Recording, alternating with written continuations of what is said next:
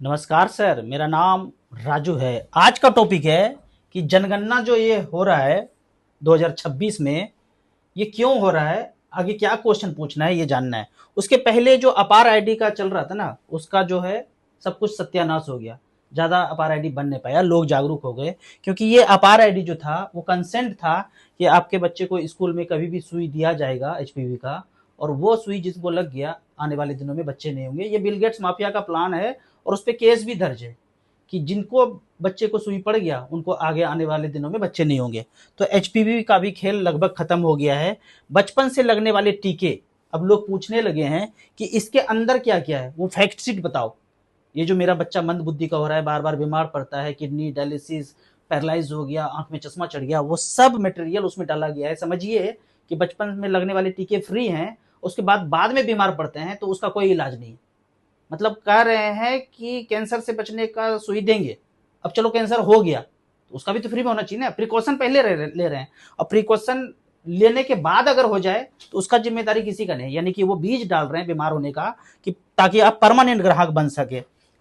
अभी खेल ये हुआ है लोगों को जागरूक होने के बाद, कोरोना के बाद, कि लगभग 15% एलोपैथी डाउन हो चुका है। उनका मेडिसिन कारोबार धंधा चौपट हो चुका है। आने वाले 2 साल में ये 40% डाउन हो जाएगा, और 5 साल में 90% ओम भूर्भुवः स्वः सब मिलके कर देंगे।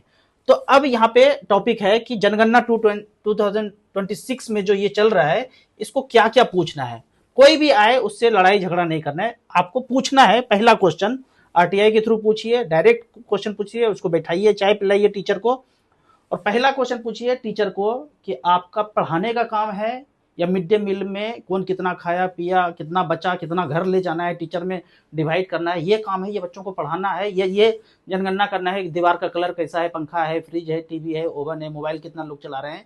ये सब बकवासबाजी बंद करो और जाके पढ़ाओ। सिर्फ निकालो यहाँ से, उसको चाय पिला देना, लेकिन बेइज्जत मत करना, उनको भगाओ। उसके बाद जनगणना स्वैच्छिक है कि अनिवार्य है, और इसका लाभ सरकार को है, जनगणना से सरकार को है या परिवार को है।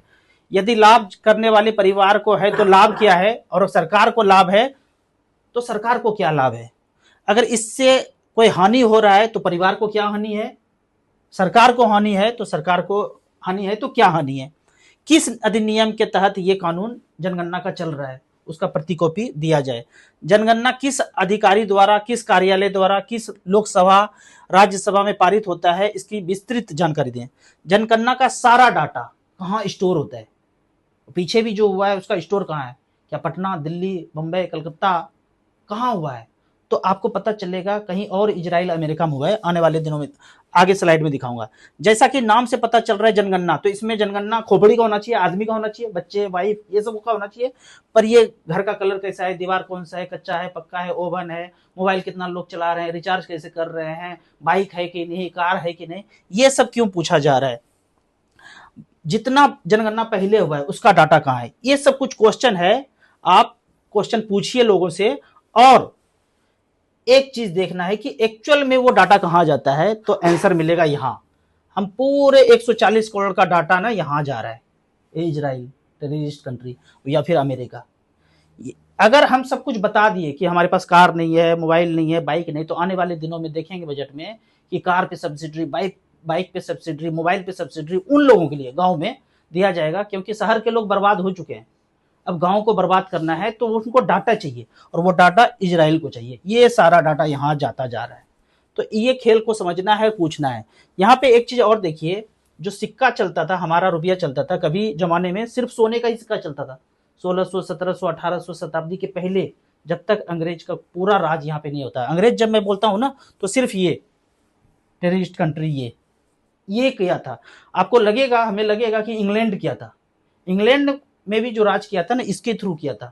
वो यहूदी है, कुछ गैंग है 13 फैमिली का, वो सब जगह राज करता था। कभी वो इंग्लैंड को बदनाम किया, कभी अमेरिका को कर सकता है, लेकिन जो थिंक टैंक है ना, वो 13 फैमिली, गुंडा फैमिली, वो यहाँ पे रहता है। तो इसको देखना है कि कभी सोने का सिक्का चलता था तो कोई डिवेल्युएशन नहीं था, कोई गरीबी नहीं था। फिर जब 1600 शताब्दी के बाद आया ना, 1700, 1800 शताब्दी के बाद जब कागज का नोट आया, तो इसका पूरा कंट्रोल इसके पास है, इसी के पास है। कहां से छपना है, कौन सा इंक, कितना छपना है, सब ये बताता है। अब डिजिटल का जब बात आया ना, डिजिटल, जितने भी प्लेटफॉर्म डिजिटल हैं वो नंबर जनरेट, वो मास्टर कंप्यूटर यहाँ पे है, ये मास्टर कंप्यूटर यहाँ पे है। किस चीज के लिए पैसा देना है? पेड़ लगाने के लिए पैसा नहीं देना है, नदियों को जोड़ने के लिए पैसा नहीं देना है, शराब दुकान कितना भी खोल सकते हो, एलोपैथी मेडिसिन दुकान कितना भी खोल सकते हो, आयुर्वेदिक दुकान नहीं खोल सकते हो, एलोपैथी जितना चमकाना है चमकाते रहो। तो हर चीज, गौ पालन के लिए पैसा नहीं मिलेगा, मुर्गी पालन के लिए जितना पैसा चाहिए, तो मास्टर कंप्यूटर यहाँ पे है और ये लोन देता है, ये आरबीआई को लोन देता है मास्टर कंप्यूटर से। ऐसे करके 300 लाख करोड़ का लोन आरबीआई के पास है। तो आरबीआई किसके अधीन हुआ? इसके अधीन हुआ। तो ये धीरे धीरे चीजों को समझना है और एक्सपोज करते रहना है। यहाँ पे एक चीज और समझते हैं कि जब हम बोलते हैं ना कि ये रुपया है, ये रुपया नहीं है, इसको अच्छे से समझना है कि 10 रुपया, 50 रुपया, 100 रुपया, 500 रुपया जिसको आप बोलते हैं वो रुपया नहीं है। उदाहरण के तौर पे ये आम है और आम लेने आप गए, 100 रुपया दिए, बोले आम देना 1 किलो, लेकिन आम पसंद नहीं आया, कच्चा है, बोला कि आप पैसा रख लो, कल ले जाऊंगा आम। तो आपको उसने एक पर्ची दे दिया, मैं धारक को 1 किलो आम अदा करने का वचन देता हूं, साइन करके दे दिया। तो ये पर्ची लेके घर आ गए, अगले दिन गए, ये पर्ची दिए तो आपको आम मिल गया। तो ये हुआ आम, ये हुआ आम का पर्ची। उसी तरह 10 रुपया सोने के सिक्के को 10 रुपया बोलते थे और 1 रुपया चांदी के सिक्के को 1 रुपया बोलते थे। सोना और चांदी का सिक्के के ही को ही रुपया बोलते थे। जब तक ईस्टइंडिया.com पूरा राज नहीं किया तो ये रुपया था, और ये सारा रुपया आरबीआई ने रख लिया। अंग्रेज के जब राज कर रहा था, सारा रुपया रख लिया और बोला कि आप ये कागज ले लो, जितना सिक्का दोगे, 10 सिक्का दोगे तो 10-10 का 10 नोट, 1000 सिक्का दिए सोने का तो 1000 10-10 रुपये का नोट दे दिया। तो ये रुपया हुआ और ये रुपये का प्रोमिस हुआ, लीगल टेंडर हुआ, रुपये का नोट हुआ। मतलब ये सोने का लीगल टेंडर है, सोने का नोट है। 10 रुपये का नोट, 10 रुपया, 10 रुपये का नोट, ये आम का पर्ची, आम का नोट, आम का लीगल टेंडर, ये 10 रुपया, ये 10 रुपये का नोट। यानी कि ये जब लौटाया तो आपको 1 किलो मिला, आम मिला, आम ही मिला ना, आलू टमाटर प्याज नहीं मिलेगा, 1 किलो ही मिलेगा, 1000 ग्राम मिलेगा, 100 ग्राम, 200 ग्राम, 250 ग्राम नहीं मिलेगा। यानी कि ये 10 रुपया लौटाएंगे तो कितना मिलेगा? 1 तोला सोना ही मिलेगा। ये एक्ट में लिखा हुआ है, आरबीआई का 1934 का एक्ट, धारा 26 में लिखा हुआ है कि जब भी ये कागज लौटाओगे तो आपको 1 तोला सोना मिलेगा, सोना ही मिलेगा, चांदी लोहा तांबा नहीं मिलेगा। कहां लिखा है? वह यहां लिखा हुआ है। जब सारा सोना जब ले रहे थे तो 1818 में ब्रिटिश इंडिया एक्ट बनाया कि 1 तोला सोना दो और 10 रुपए का कागज लो। जब कागज लौटाओगे तो आपको 1 तोला मिल जाएगा। लेकिन जब सब ले लिया तो 1862 में एक्ट चेंज कर दिया कि अब से 7 ग्राम ही मिलेगा। अब कोई ये बोल दे कि 1 किलो की जगह, इस कागज की जगह 700 ग्राम ही मिलेगा, तो दगाबाजी किया ना। लोग बोलते हैं कमेंट्स में कि एक्ट चेंज भी तो हो सकता है, यानी कि 1 किलोग्राम को कोई कल से 500 सीट ला करके 700 ग्राम बोल सकते हैं कि आज से 1 किलोग्राम इक्वल टू 700 ग्राम, क्योंकि मैं बहुमत में हूं और मैं बिल पारित करता हूं। उसी तरह फिर 1940 को बोल दिया, अब जब कागज लौटाओगे तो 2.6 ग्राम दूंगा।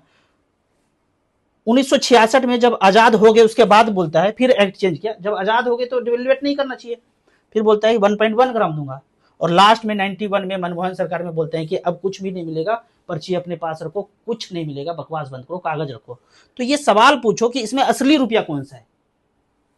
धीरे धीरे क्वेश्चन पूछना शुरू कीजिए, फिर आपको समझ में आएगा। कोई भी लोन है, किसी भी तरह का लोन है और आप लोन में फंसे पड़े हैं और आप चुकता नहीं कर पा रहे हैं, तो चुकता कैसे करना है इसको समझ लीजिए कि ये आप 100 रुपये का या 500 रुपये का कागज लौटाएंगे और बोलेंगे जो वचन लिखा हुआ इसमें दो, यानी कि 10 रुपया देंगे तो ओरिजिनल अगर मिलेगा, गुंडागर्दी से नहीं, कानून से, विधि से, संविधान से, एक्ट से, तो 10 रुपया लौटाऊंगा तो एच पर विधि 1 तोला सोना मिलेगा। तो 500 रुपया लगाओ, 50 तोला मिल गया।